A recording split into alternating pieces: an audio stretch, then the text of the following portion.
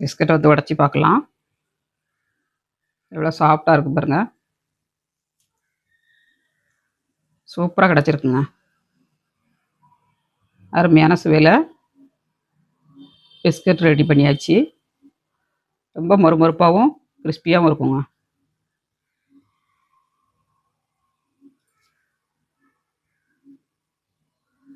பார்த்தீங்களா? நீங்களும் ட்ரை பண்ணுங்கள். ட்ரை பண்ணிட்டு எப்படி வந்துச்சுங்க அதை கமெண்ட்ஸ் பண்ணுங்கள். ஹாய் ஃப்ரெண்ட்ஸ், எல்லோரும் எப்படி இருக்கீங்க? நல்லா இருக்கீங்களா? இன்றைக்கி சூப்பராட்டு தீபாவளிக்கு ஸ்பெஷலாட்டு ஸ்வீட் பண்ண போகிறாங்க. எப்படி பண்ணுறதுன்னு பார்க்கலாம். வீடியோ முழுவதும் ஸ்கிப் பண்ணாமல் பாருங்கள். வீடியோ பிடிச்சிருந்தா லைக் பண்ணுங்கள், ஷேர் பண்ணுங்கள், கமெண்ட் பண்ணுங்கள். முதல் முறையாக பார்க்காத இருந்தால் சப்ஸ்கிரைப் பண்ணி வைங்க. அப்போ தான் நாங்கள் போடுற வீடியோலாம் உடனே அப்டேட் ஆகும். ரொம்ப நல்லாயிருக்கும். டேஸ்ட் வந்து நம்ம டீ கடையிலலாம் போட்டு வைப்பாங்க பாருங்க, வெட்டு கேக்குன்னு சொல்லுவாங்க பாருங்க. வெட்டு கேக்கும்பாங்க. எங்கள் ஊர் சைட்லலாம் நாங்கள் முட்டைக்கோசம்னு சொல்லுவோம் அதுக்கு. போண்டான்னு சொல்லுவோம். நிறைய பேர் வெட்டு கேக்குன்னு சொல்லுவாங்க அதுக்கு. இது வந்து பிஸ்கட்டுங்க. நம்ம அதே மாவில் தான் நம்ம கொஞ்சம் கடலை மாவு சேர்த்து கொஞ்சம் ஹார்டாக பிசையணும். ஹார்டாக பிசைஞ்சு எடுத்தேன்னா நல்ல பிஸ்கட் டேஸ்ட்டில் கிடைக்கும். நம்ம போண்டாக்கு வந்து கொஞ்சம் குழகுலான்னு பிசைவோம். இது வந்து ஹார்டாக பிசையணுங்க.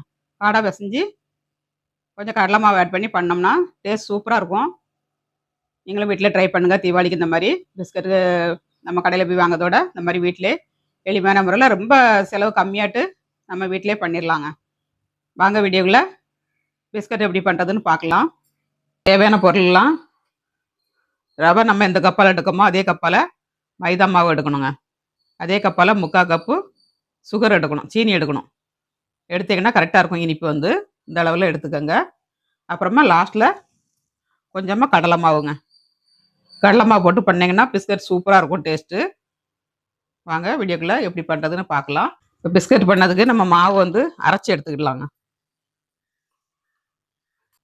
ரவையை வந்து ஃபஸ்ட்டு நல்லா பவுட்ரு பண்ணி எடுத்துக்கலாம்.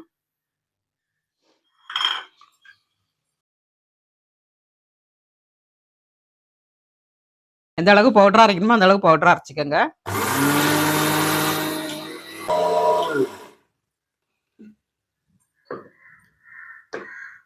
நான் பொடி ரவை தான் எடுத்திருக்கேன். பொடி ரவையுமே நம்ம பவுட்ரு பண்ணி எடுத்துக்கிடணுங்க. ரவையை பவுட்ரு பண்ணி எடுத்தாச்சு. இப்போ சீனியை நம்ம பவுட்ரு பண்ணி எடுத்துக்கலாம். எந்த கப்பால் ரவை எடுத்தோமோ அதே கப்பால் 3/4 கப்பு சுகர் எடுத்துருக்காங்க. இதையும் பவுட்ரு பண்ணி எடுத்துக்கலாம்.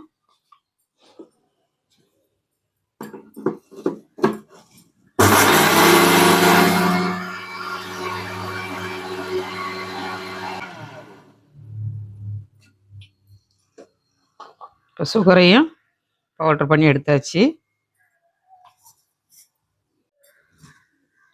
இதில் வந்து மைதா மாவு போட்டுக்கலாங்க.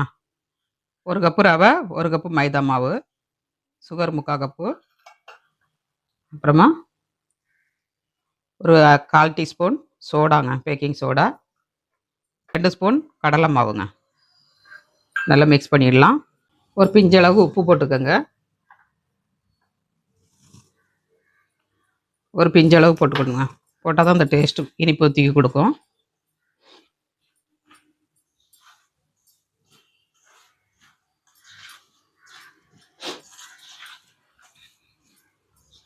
நல்லா மிக்ஸ் பண்ணியாச்சு.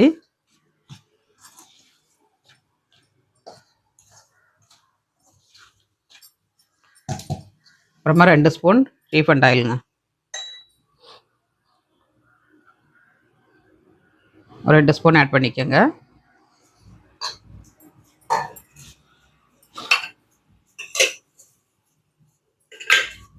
எண்ணெய்க்கு பதில் நீங்கள் நெய்யும் ஆட் பண்ணலாம்.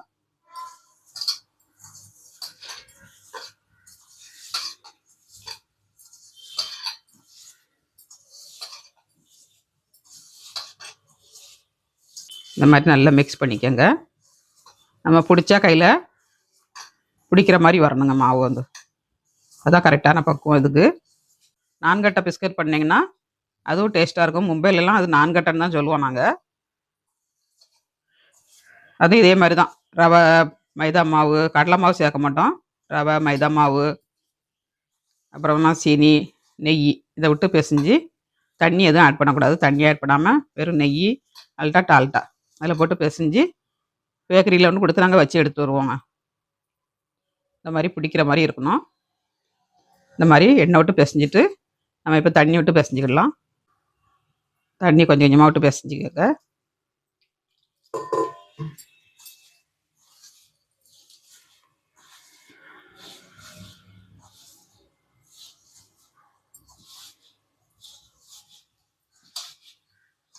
தண்ணி வந்து ஒரு 1/4 கப்பு தான் எடுக்குங்க. அதுக்கு அதிகமாக எடுக்காது. அதனால கொஞ்சமாக ஊற்றிக்கங்க. சீனி போட்டுக்கனால நமக்கு இலக்கம் கொடுக்கும்.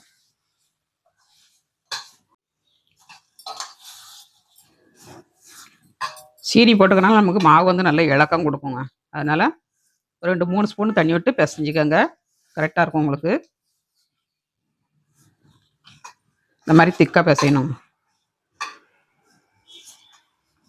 இந்த மாதிரி நல்லா அழுத்தம் கொடுத்து பிசைஞ்சிட்டு நம்ம ஒரு 10 நிமிஷம் ரெஸ்ட்டில் மூடி வைக்கணும். மூடி வச்சிங்கன்னா உங்களுக்கு கரெக்டாக வந்துடும்.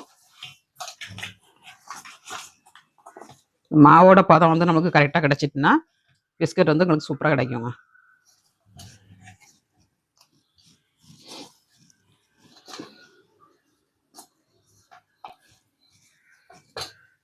மூடி வச்சுக்கிடலாம். 10 நிமிஷம் மூடி வச்சுக்கிடலாம். டைம் கிடச்சின்னா 20 நிமிஷம் வச்சுக்கோங்க. இப்போ மாவு நல்லா ஊறிடுச்சுங்க. நல்லா சாஃப்டாக வந்துடுச்சு. இந்த மாதிரி 10 நிமிஷம் நம்ம ஊற வச்சுக்கணும்.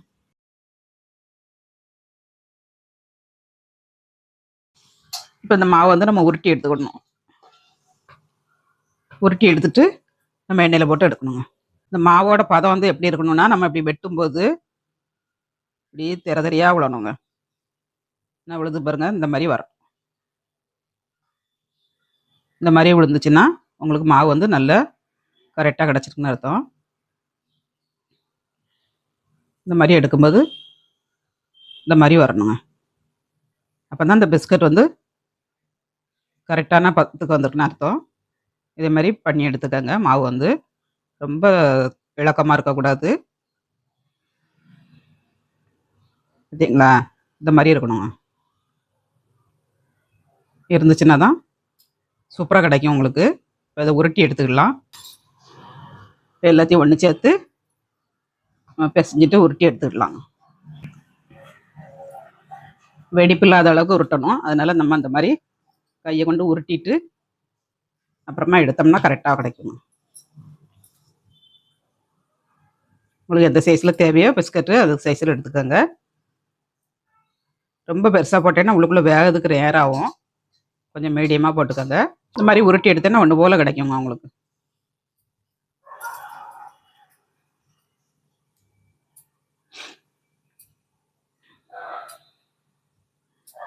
நான் எடுத்துருக்க அளவுகளை பார்த்தீங்கன்னா 3, 6, 9, 12, 15, 16 எண்ணம் கிடச்சிருக்குங்க. உங்களுக்கு எந்த அளவுக்கு பிஸ்கட் தேவையோ அந்த அளவுக்கு எடுத்துக்கோங்க. நம்ம கையில் வச்சு நல்லா உருட்டிட்டு லேசாக தட்டி எடுக்கணுங்க. பேடா மாதிரி எடுக்கணும். சரிங்களா? இந்த மாதிரி உருட்டி நம்ம ஒரு பேஷனில் வச்சுக்கலாம். இந்த மாதிரி நம்ம உருண்டையே தேய்ச்சிட்டு உருட்டினோம்னா உங்களுக்கு வெடிப்பு இல்லாமல் சூப்பராக கிடைக்குங்க. கொஞ்சம் கொஞ்சமாக பிச்சு எடுத்தோன்னா அங்கங்கே வெடிப்பு விழும். கையில் வச்சு நல்லா உருட்டிட்டு ஒன்று போல் உருட்டிக்கோங்க. உருட்டிட்டு அப்புறமா தேய்ங்க. சூப்பராக கிடைக்கும் உங்களுக்கு.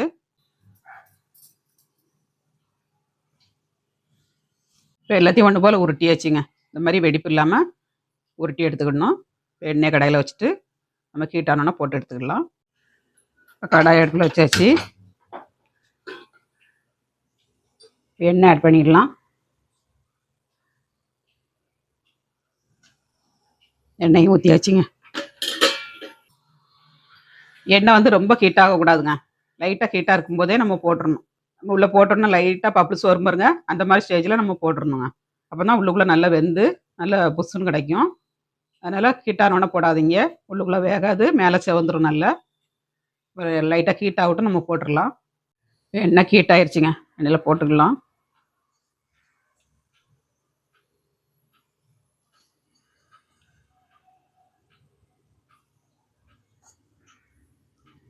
ரெண்டு கடாயாட்டு போட்டு எடுத்துக்கலாம்.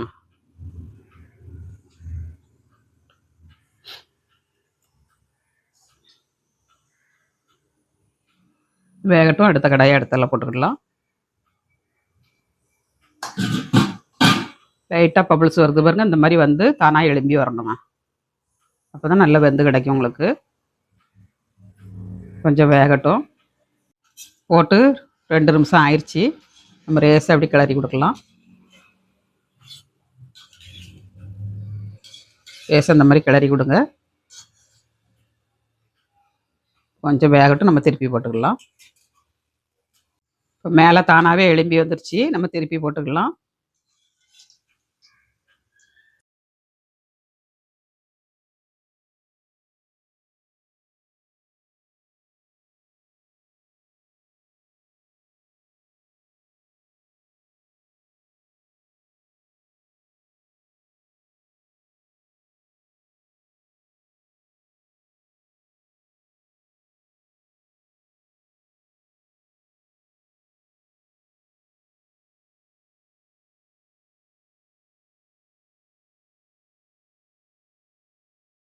நல்லா வேகட்டும். மறுபடியும் ஒரு தடவை திருப்பி போட்டுக்கலாம்.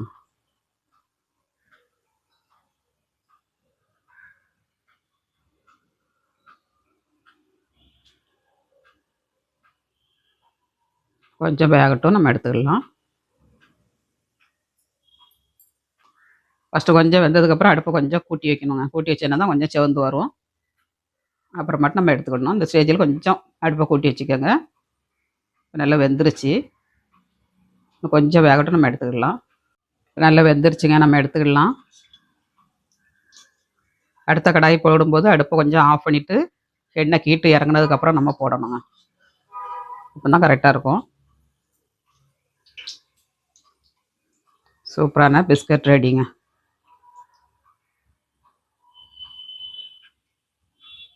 எண்ணெய் வடிஞ்சதும் இந்த மாதிரி ஒரு சல்லடையில் போட்டு வைங்க.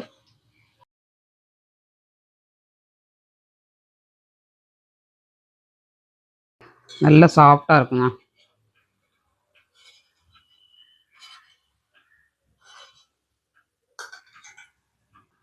அடுப்பை ஆஃப் பண்ணிடலாம். ஆஃப் பண்ணிவிட்டு போட்டுக்கலாம்.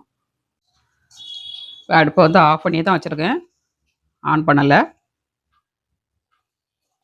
நம்ம போட்டுட்டு அதுக்கப்புறமா நம்ம ஆன் பண்ணிடலாம்.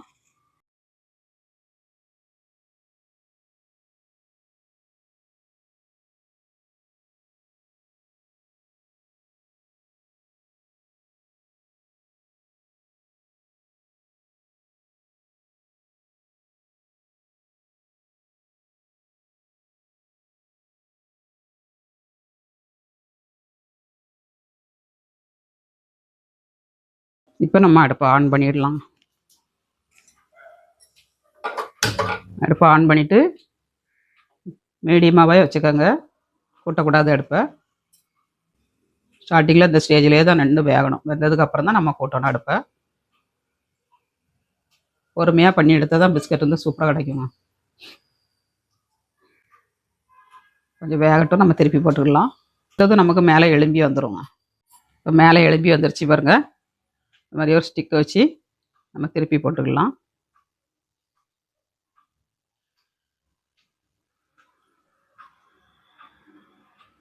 கரண்டியை போட்டு கிண்டிங்கன்னா உங்களுக்கு உடஞ்சி உருந்து போயிடுங்க. நல்லா சாஃப்டாக இருக்குது.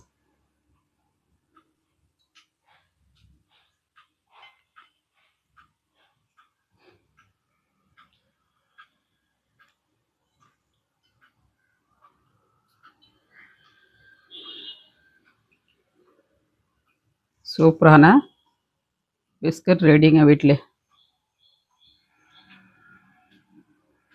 கொஞ்சம் வேகட்டும், நம்ம எடுத்துக்கலாம். இப்போ வெந்துருச்சுங்க, நம்ம எடுத்துக்கலாம்.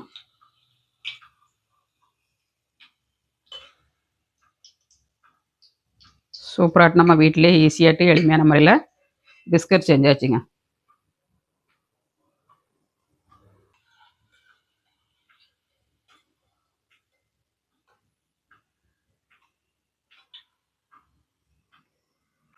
டேஸ்ட் வந்து ரொம்ப நல்லாயிருக்கும். பேக்கரி சுவையில் சூப்பராக இருக்கும்.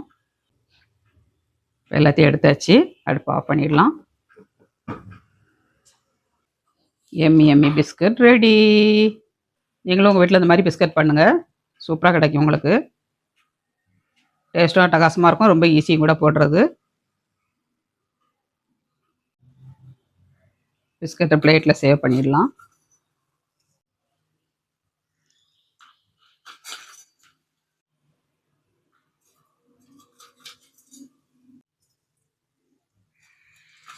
அவ்வளோதாங்க. எம்மி எம்மி பிஸ்கட் பண்ணியாச்சு. வாங்க எல்லாரும் பிஸ்கட் சாப்பிட்றதுக்கு. தீபாவளி வந்துருச்சு அவங்களுக்கு. ஓவன் வேண்டாம். அப்புறம் ப்ரீ ஹீட் பண்ணாண்டாங்க. நம்ம எண்ணெயிலே போட்டு பிஸ்கட் பண்ணிடலாம். இந்த மாதிரி ட்ரை பண்ணுங்க நீங்களும் உங்கள் வீட்டில்.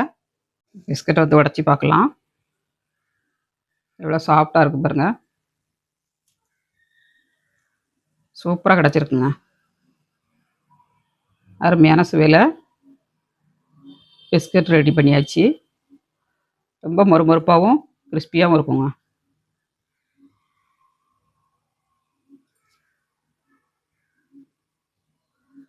சாப்பிட்டு பார்க்கலாம் பிஸ்கட் எப்படி இருக்குன்னு. எம்மி எம்மி பிஸ்கட் ரெடி. குழந்தைகளுக்கு இந்த மாதிரி பண்ணி கொடுங்க. ஆரோக்கியமாக பண்ணி கொடுத்தேன்னா ஆரோக்கியமாக இருப்பாங்க. சாப்பிட்டு தீபாவளிக்கு வந்து நம்ம கடையில் வாங்கி கொடுத்தோம்னா வாந்தி எடுக்கும் குழந்தைகள் வந்து எண்ணெய் பொருள்லாம் சாப்பிடும்போது.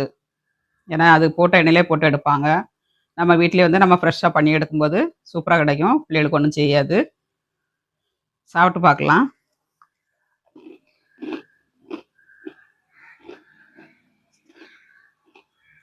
சூப்பராக இருக்குங்க. நல்ல மொறுமொறுப்பாட்டு கிறிஸ்பியாட்டு அட்டகாசமாக கிடச்சிருக்கு. ட்ரை பண்ணி பாருங்கள். ட்ரை பண்ணி பார்த்து எப்படி வந்துச்சுங்க தான் கமெண்ட்ஸ் பண்ணுங்கள், லைக் பண்ணுங்கள், சப்போர்ட் பண்ணுங்கள். அதனால தொடர்ந்து சப்போர்ட் பண்ண அனைத்து உள்ளவங்களுக்கும் ரொம்ப நன்றிங்க. இதேமாரி தொடர்ந்து ஃபாலோ பண்ணுங்கள். உங்களுக்கு ஏதாவது ரெசிபி தேவைன்னா கமெண்ட்ஸ் பண்ணுங்கள், அப்லோட் பண்ணுறேன். மீண்டும் நெக்ஸ்ட் வீடியோவில் சந்திப்போம்.